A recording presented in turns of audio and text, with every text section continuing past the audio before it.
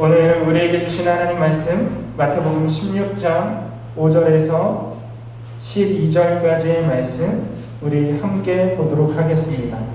제자들이 건너편으로 갈새 떡 가져가기를 잊었더니 예수께서 이르시되 삼가 바리새인과 사두개인들의 누룩을 주의하라 하시니 제자들이 서로 논의하여 이르되 우리가 떡을 가져오지 아니하였도다 하고 예수께서 아시고 이르시되 믿음이 작은 자들아 어찌 떡이 없으므로 서로 논의하느냐 너희가 아직도 깨닫지 못하느냐 떡 5개로 5,000명을 먹이고 주운 것이 몇 바구니며 떡 7개로 4,000명을 먹이고 주운 것이 몇 광줄이었는지를 기억하지 못하느냐 어찌 내 말할 것이 떡에 관함이 아닌 줄 깨닫지 못하느냐 오직 바리새인과 사두개인들의 누룩을 주의하라 하시니 그제서야 제자들이 떡의 누룩이 아니요 바리새인과 사두개인들의 교훈을 삼가라고 말씀하신 줄을 깨달으니라. 아멘. 오늘 말씀은 유사품주의라는 제목으로 말씀을 함께 나누기로 원합니다. 여러분, 유사품이라는 것은 정품과 흡사한 가품을 뜻합니다. 유사품은 겉으로 보기에는 그럴싸하고 정품처럼 보입니다. 그래서 사람들이 유사품에 속아 넘어가서 정품인 줄 알고 구매하게 되는 것입니다. 우리가 구입하는 물건에만, 사물에만 유사품이 있는 것은 아닙니다. 복음에도 유사품이 있습니다. 예수께서 우리에게 가르쳐 주신 진리의 말씀에도 유사품이 있다는 것입니다.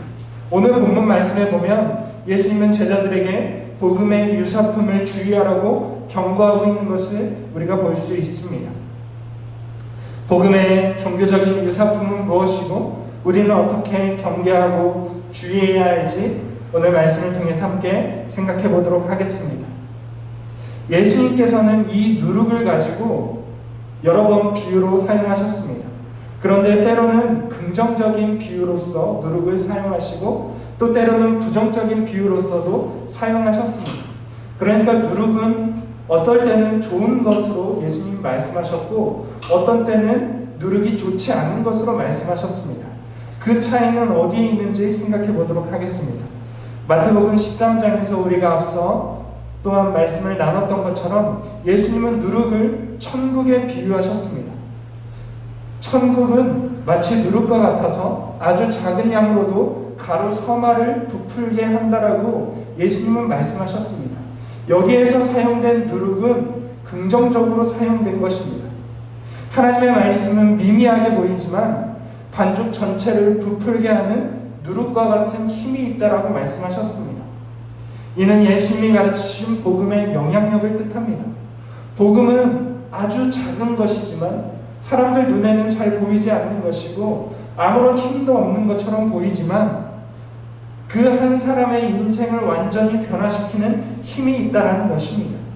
예수님은 갈릴리라는 변방에서부터 하나님 나라의 복음을 전하셨습니다.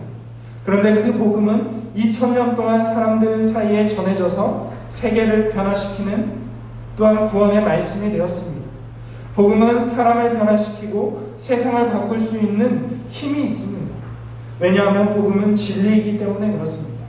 그래서 예수님은 복음이 누룩과도 같다라고 이야기했습니다. 누룩은 아주 적은 양을 통해서도 많은 반죽의 가루를 변화시킬 수 있는 성질을 가지고 있습니다. 우리가 가지고 있는 진리의 복음이 바로 누룩과 같은 것입니다. 비록 사람들이 볼 때는 복음이 아무것도 아닌 것 같고 매우 미약해 보이지만 한 사람의 인생을 바꾸는 거대한 힘이 있는 것입니다. 그런데 이 예수님이 전하신 천국 복음의 누룩과 유사한 유사품이 있습니다. 예수님이 말씀하신 천국 복음이 진정한 누룩이라면 바리새인과 사두개인들의 누룩은 바로 복음의 유사품입니다. 예수님은 바리새인과 사두개인들의 교훈이 누룩이라고 비유하고 있습니다. 왜냐하면 바리새인과 사두개인들의 교훈이 그만큼 복음과 흡사하게 사람들에게 영향력이 있기 때문입니다. 여러분, 천국 누룩의 유사품 바리새인과 사두개인의 누룩은 위험합니다. 예수님은 유사품을 조심하라고 경고하셨습니다. 바리새인과 사두개인의 누룩은 우리가 얼핏 생각하기에는 유대 종교적이어서 우리가 상관이 없다라고 생각할 수 있습니다. 우리는 바리새인도 아니고 우리는 사두개인도 아니기 때문에 이들의 누룩에 우리는 영향을 받지 않을 것이라고 생각하기 쉽습니다. 그러나 예수님이 말씀하신 바리새인과 사두개인의 교훈, 이들의 누룩은 인간의 본성을 대변합니다. 타락한 인간은 바리새인과 사두개인들의 교훈을 추구할 수밖에 없다는 것입니다. 그러면 예수님이 경고하신 천국의 누룩과 유사한 유사품으로서 경고하신 바리새인과 사두개인들의 누룩이 무엇인지, 그들의 교훈이, 그들이 추구하는 가치가 무엇인지 하나씩 살펴보도록 하겠습니다. 먼저 바리새인의 누룩은 명예를 추구하는 인간의 본성을 의미합니다. 여러분, 바리새인들은 율법주의자들이었습니다. 동시에 외식하는 위선자들이었습니다. 그것이 무엇입니까? 바리새인들은 마음에도 없는 율법을 열심히 지키는 사람들이었다라는 것입니다. 그들을 겉에서 볼 때는 굉장히 율법에 열심히 있고 하나님 신앙에 열심히 있는 것처럼 보여졌습니다.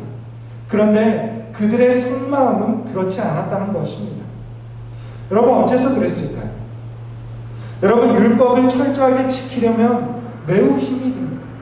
우리가 아는 것처럼 율법은 615가지의 율법을 가지고 있습니다.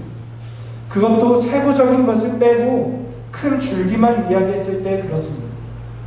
그러면 이것을 다 지킨다는 것은 너무나도 어려운 일입니다. 아니, 우리가 생각할 때는 율법의 615가지의 율법을 아는 것만으로도 어려울 것입니다. 또한 금식도 해야 되고 11조도 해야 됐습니다. 그런데 여러분, 11조를 내는 것보다 더 힘든 것은 바리새인들은 최소의 11조까지 바쳤다는 것입니다. 여러분, 11조 돈을 내는 것보다 더 어려운 것은 11조를 계산하는 것이죠. 얼마나 돈 계산하는 것이 어려우면 현대사회에는 세무사와 회계사를 두기까지 합니다. 바리새인들은 그렇게 율법을 지키기 위해서 어려움을 마다하지 않았다는 것입니다. 그런데 여러분, 어째서 바리새인들이 그토록 열심히 마음에도 없이 율법을 지켜야 했을까요? 여러분, 바리새인들이 기록한 문헌을 보면, 바리새인들이 직접 기록한 탈무드와 같은 또한 많은 문헌들을 보면 그들의 내면을 우리가 들여다볼 수 있습니다. 그들의 내면이 어땠습니까? 바리새인들은 사람들로부터 명예를 얻기 위해서 율법을 지켰음을 우리가 엿볼 수 있습니다. 여러분, 목적이 변질된 것입니다. 하나님에 대한 신앙과 믿음으로써 율법을 지킨 것이 아니라 자신을 위해서, 자신의 명예를 위해서 율법을 지키게 되었다라는 것입니다. 바리새인의 교훈은 하나님 신앙을 형식적인 것으로 만들어 버렸습니다. 마치 오늘날에 주일 예배만 참석하면 천국에 가는 것처럼, 11조를 하면 복을 받는 것처럼 기계적이고 형식적으로 율법적인 신앙생활을 하는 사람들이 있습니다. 여러분, 바리새인의 신앙이, 바리새인의 교훈과 누룩이 그와 같았다는 것입니다. 여러분, 그렇지 않습니다. 하나님은 각 사람의 내면을 살피시는 분이십니다. 믿음이 없이는 하나님을 기쁘시게 할 수 없다라고 성경은 기록하고 있습니다. 바리새인들은 하나님에 대한 믿음 없이 행위만을 강조했다는 것입니다. 예수님은 바로 이러한 바리새인들의 태도를 천국 누룩의 유사품으로서 주의하라고 말씀하고 있는 것입니다. 여러분, 그렇습니다. 우리의 신앙생활이라는 것은 겉으로만 하는 것이 아니라 내면에서 하는 것입니다. 진정한 신앙이라는 것은 행동의 변화보다 내면의 변화가 일어나야 하는 것입니다. 여러분, 이러한 유사신앙을 예수님은 주의하라고 경고하고 있습니다. 복음과 겉으로는 똑같습니다. 바리새인들의 누룩을 따르는 사람들이나 천국의 누룩을 따르는 사람들이나 겉으로 보기에는 차이가 나지 않습니다. 예배와 기도와 또한 경건의 모양이 그들에게도 있기 때문에 그렇습니다. 그러나 내면이 없는 신앙생활이야말로 가장 위험하다고 할 수 있습니다. 그래서 예수님은 내면이 없는 바리새인들의 신앙을 향해서 유사신앙, 거짓된 유사품이라고 예수님은 말씀하고 있는 것입니다. 또한 바리새인들을 향해서는 예수님이 위선자들이라고 강력하게 비판했습니다. 여러분, 신앙이 무엇입니까? 신앙은 율법을 지키는 것이 아니라 마음의 중심을 하나님께 드리는 것인 줄로 믿습니다. 그리고 예수님이 이어서 사두개인의 누룩에 대해서 말씀하셨습니다. 사두개인의 누룩은 바리새인의 누룩과는 정반대였습니다. 사두개인들은 철저하게 사적 이익을 추구한 세속주의자들이었습니다. 여러분, 사두개인이라는 집단은 굉장히 독특한 집단입니다. 이들은 대제사장과 제사장 가문의 사람들입니다. 태어나면서부터 굉장히 특별한 계층의 사람으로서 태어나는 사람들입니다. 뿐만 아니라 사두개인의 일부는 백성의 지도자였던 장로들과 같은 귀족들이었습니다. 그래서 사두개인들은 사실상 어떤 면에서 명예를 가지고 태어나는 사람들이었습니다. 그래서 이 사람들은 굳이 바리새인들처럼 명예를 추구하지 않아도 됐던 것입니다. 이미 태어나면서부터 명예를 가지고 태어난 특권층이었기 때문에 그렇습니다. 그런데 이 사두개인들은 명예를 가지고 그들이 가지고 나면서부터 가지고 있었던 특권을 가지고 이들은 권력과 부를 추구한 집단이었습니다. 여러분, 사두개인은 얼핏 볼 때 제사장과 또한 대제사장 또한 사내들이라는 통치기구를 다스리는 사람들이었기 때문에 굉장히 경건한 사람들이라고 생각하기 쉽습니다. 그러나 그렇지 않았습니다. 사두개인들은 예루살렘 성전에서 제사만 드릴 수 있다면 어떠한 정치 세력과도 손을 잡았습니다. 그래서 로마가 지배하게 되었을 때는 로마의 통치자와 손을 잡았습니다. 그래서 자기들의 권력만 지키기에 급급한 세력이었습니다. 어떻게 해서든 하나님의 신앙을 지렛대로서 부와 성공을 추구한 집단이 바로 사두개인들이었습니다. 또 사두개인들의 주 수입원은 성전에서 돈을 바꿔주는 환전과 성전 재물에 사용되는 짐승을 비싼 값에 파는 매매 행위였습니다. 이들은 성전 한켠에 이 매매상과 환전상들이 장사할 수 있도록 자리를 내어주고 자리세를 받았습니다. 이렇게 하나님 신앙을 가지고 대놓고 부를 추구했던 것입니다. 그들이 진정한 신앙을 가지고 있었다면 환전할 때에 이득을 취해서는 안 됩니다. 뿐만 아니라 하나님께 흠없는 재물을 드리기 위해서 장사를 한다면 이익을 남겨서는 안 됩니다. 그런데 이들은 재물 판매와 환전을 통해서 막대한 수익을 얻었다는 것입니다. 그리고 이렇게 얻어진 재물을 가지고 자신의 권력과 부를 세습시키는데 사용했다는 것입니다.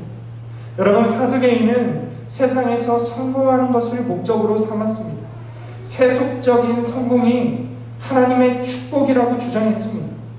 여러분, 이것이 사두개인들의 누룩입니다. 그런데 진정한 신앙은, 하나님 나라의 복은 이 세상에서 얻는 것이 아니라 하나님 나라를 기업으로 받는 것이 진정한 복인 줄로 믿습니다. 사두개인들은 하나님 나라의 복을 세상의 복으로 바꿔버린 자들입니다. 예수님은 바로 그것을 주의하고 경계하라고 말씀하고 있는 것입니다. 여러분, 그렇습니다. 예수님은 두 가지 복음의 유사품을 주의하라고 말씀하셨습니다. 하나는 하나님에 대한 신앙 없이 명예를 추구하는 신앙입니다. 사람들에게 보여지기 위해서 행동하는 신앙을 향해서 예수님은 복음의 유사품이라고 말씀하셨습니다. 뿐만 아니라 사두개인들의 유사품도 있었습니다. 세상적인 성공을 추구하기 위해서 하나님을 믿는 행위, 신앙을 포장하는 행위에 대해서 예수님은 그것은 천국의 유사품이라고 말씀하셨습니다. 여러분, 그렇습니다. 우리의 신앙은 명예를 얻기 위함도 아니고 부를 얻기 위함도 아닙니다. 하나님 나라의 복음은 하나님 나라의 복을 얻기 위한 것입니다. 죄로부터 구원을 받는 것이 바로 하나님께서 우리에게 주시는 진정한 하나님 나라의 복인 줄로 믿습니다. 그런데 오늘날 많은 사람들이 유사복음적인 신앙생활 방식에 많이들 빠져 있습니다. 형식주의와 세속주의를 넘어서지 않고는 진정한 복음에 이룰 수 없습니다. 여러분, 유사복음이 아닌 진짜 복음을, 예수님 우리에게 주시는 천국 복음을 소유할 수 있기를 주님의 이름으로 축원을 드립니다. 하나님은 우리에게 하나님 나라의 복을, 진정한 구원의 복을 우리에게 예수 그리스도를 통하여서 약속해 주셨습니다. 다른 복음은 없습니다. 우리가 유사복음이 아닌 진짜 복음, 예수님의 복음을 가지고 주님이 주시는 하나님 나라의 복을 누릴 수 있는 저와 여러분들 될 수 있기를 주님의 이름으로 축원을 드립니다.